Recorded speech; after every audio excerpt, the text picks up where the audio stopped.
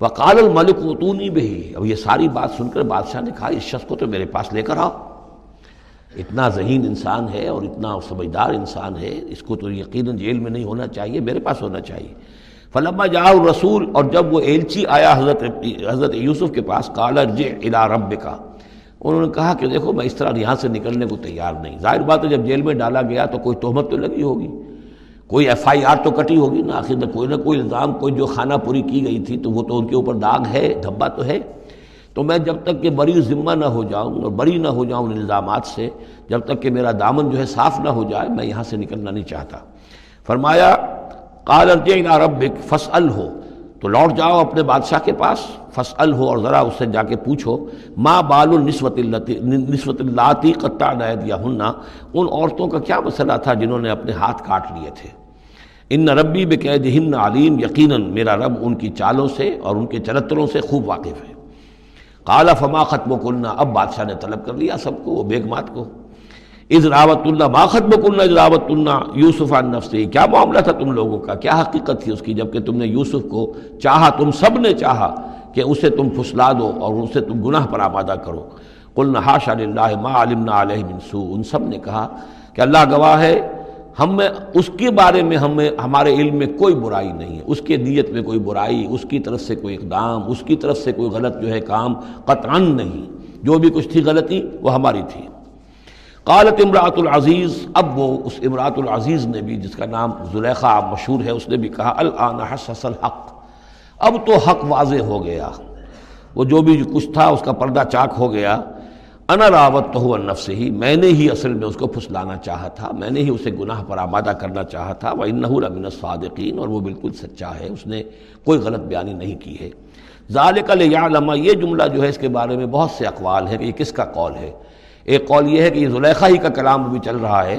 یہ اس لیے کہ وہ جس کو معلوم ہو جائے، یعنی حضرت یوسف علیہ السلام کو، انی لم اخنہ بالغیب، کیونکہ حضرت یوسف اس وقت وہاں موجود نہیں تھے، ان کی غیر موجودگی میں اس نے اپنے گناہ کا اقرار کیا ہے کہ میں نے اس کے ساتھ خیانت نہیں کی ہے۔ اب بھی ہو سکتا تھا کہ وہ پھر کوئی بکواس کرتی اور غلط بات کہتی، لیکن نہیں، لم اخنہ بالغیب، تاکہ یوسف کے علم میں یہ بات آ جائے کہ میں نے یہاں اس کی غیر موجودگی میں کوئی خیانت نہیں کی ہے۔ وَأَنَّ اللَّهَ لَا يَهْدِي كَيْدَ الْخَائِنِينَ، اور یقیناً اللہ تعالیٰ جو ہے خیانت کرنے والوں کی چال کو کامیاب نہیں کرتا۔ وما ابرئ نفسی، اور یہ کہ میں اپنے آپ کو کوئی بہت یہ نہیں سمجھتی کہ میں مجھ سے گناہ سرزد نہیں ہو سکتا، میں اپنے نفس کو بری نہیں کہتی۔ ان النفس لامارۃ بالسوء، نفس جو ہے انسان کا وہ تو بدی کا حکم دیتا ہی ہے، الا ما رحم ربی، سوائے اس کے کہ جس پر اللہ کا رحم ہو گیا ہو۔ ان ربی غفور الرحیم، یقیناً میرا رب جو ہے بہت غفور اور رحیم ہے۔ ایک تو یہ ترجمہ ہے اس رائے کے مطابق کہ یہ سارا کلام جو ہے اسی زلیخا کا ہے۔ اصل میں اسی اعتبار سے ہمارے ہاں وہ جو قصہ گو ہیں،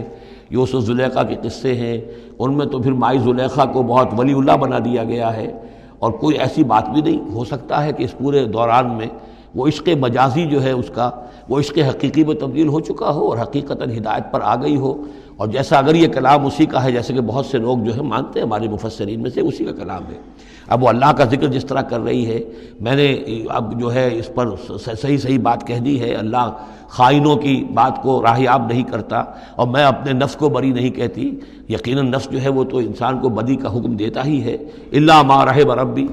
ایک رائے یہ ہے کہ اس کا قول تو ختم ہو گیا، انا راودتہ عن نفسہ وانہ لمن الصادقین۔ اس کے بعد یہ قول حضرت یوسف کا ہے کہ میں نے یہ کیوں چاہا،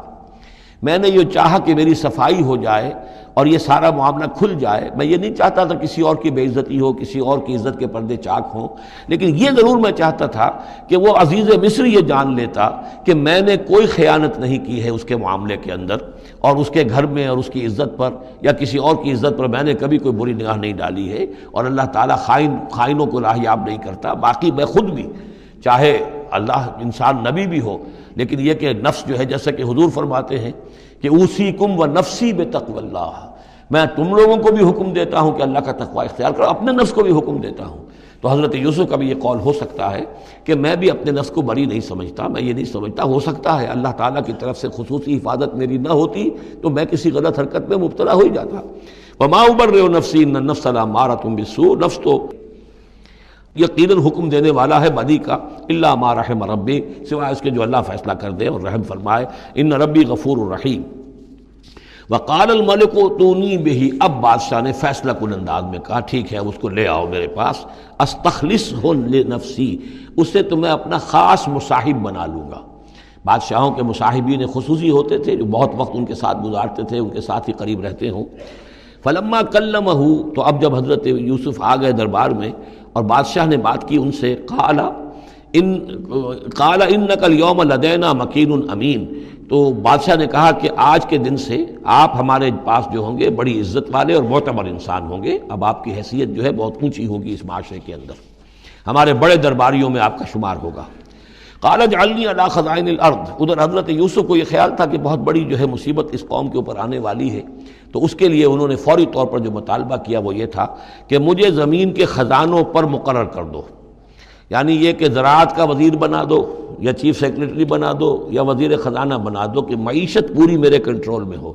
اس لیے کہ اس ملک کے اوپر جو آنے والے ہیں حالات وہ بہت ہی نازک ہیں، اور اگر اس کے لیے صحیح بندوبست نہ کیا گیا تو نہ صرف اس ملک کے لیے بلکہ آس پاس کے علاقے کے لیے بھی بہت خوفناک صورت پیدا ہو جائے گی۔ اس لیے کہ اصل میں یہ مصر ہی تھا کہ جو گرینری تھا اس پورے علاقے کے لیے، باقی آپ کو معلوم ہے اس کے بائیں طرف جو ہے مغرب میں بھی صحرا ہے، دائیں طرف بھی صحرا ہے، صحرا سینا ہے، تو یہ تو یہی علاقہ تھا کہ جس سے اناج وغیرہ پیدا ہوتا تھا، تو پورے علاقے کے لیے کفالت جو تھی اس کی زراعت جو ہے وہ یہیں سے ہوتی تھی۔ تو اس پورے علاقے پر بہت زبردست قحط آیا ہے، بہت زبردست قحط آیا ہے بعد میں۔ تو انہوں نے فرمایا کہ مجھے ان زمانوں کے ان سارے زمین کے جو خزانے ہیں اس پر مختار بنا دو۔ انی حفیظ علیم، میں حفیظ بھی ہوں، حفاظت کرنے والا ہوں، علیم بھی ہوں، جاننے والا ہوں، ماہر ہوں، میں یہ سارا بندوبست ٹھیک کروں گا۔ وَكَذَلِكَ مَكَّنَّا لِيُوسُفَ فِي الْأَرْضِ، اس طرح ہم نے یوسف کو تمکن عطا کیا زمین میں۔ يَتَبَوَّأُ مِنْهَا حَيْثُ يَشَاءُ، اب تو وہ جہاں چاہے وہاں ٹھکانہ بنا لے۔ اب مصر کی حکومت جو ہے، پہلے تو اللہ تعالیٰ نے وہاں سے لا کر بدوی زندگی سے لا کر متمدن زندگی کے عین گڑھ میں مجدھار میں پہنچا دیا، عزیز مصر کے گھر میں پہنچا دیا۔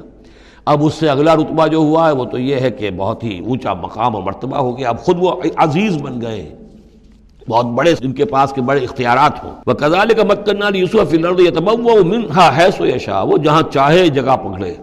نصیب برحمتنا من نشاء، ہم اپنی رحمت دیتے ہیں جس کو چاہتے ہیں، ولا نضيع اجر المحسنین، اور نیکوکاروں کا اجر ہم ضائع نہیں کرتے۔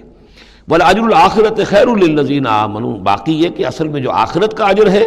وہ تو بہت ہی بہتر ہے ان کے حق میں جو ایمان لائیں اور جو تقوی کی روش اختیار کیے رہے ہوں۔ وَكَانُوا يَتَّقُونَ۔ وَجَاءَ إِخْوَةُ يُوسُف